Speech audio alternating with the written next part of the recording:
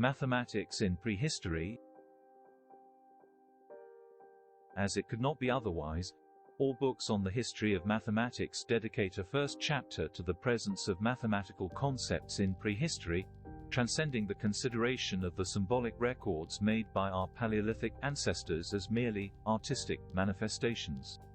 In addition to resorting to the analogies highlighted by anthropologists with peoples who continued living in prehistory when they encountered Europeans in Africa, America or Oceania, historians of the discipline began to mathematically interpret some bone pieces with small rhythmic incisions that prehistorians had been considering hunting marks, a system of numerical notation for unwritten populations that would have survived to the present in what is known as tallies, in English, tallies.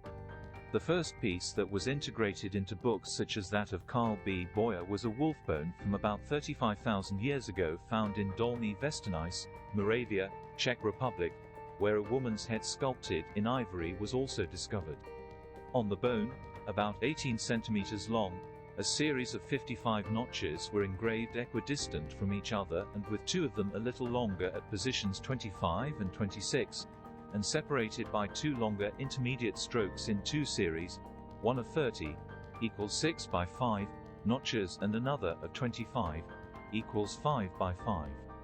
In Carl Absalom's description of October 2, 1937 in London Illustrated News, the brands were considered grouped 5 by 5, which, as can be seen in the images, is unfounded.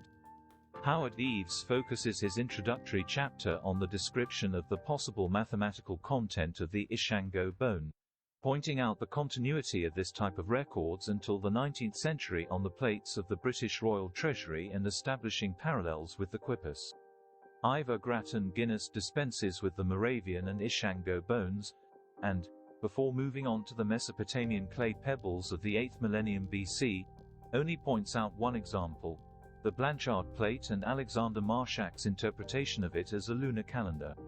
Boyer takes his chapter to the Neolithic and, like Dirk J. Struik, highlights different geometric patterns present in fabrics and ceramics.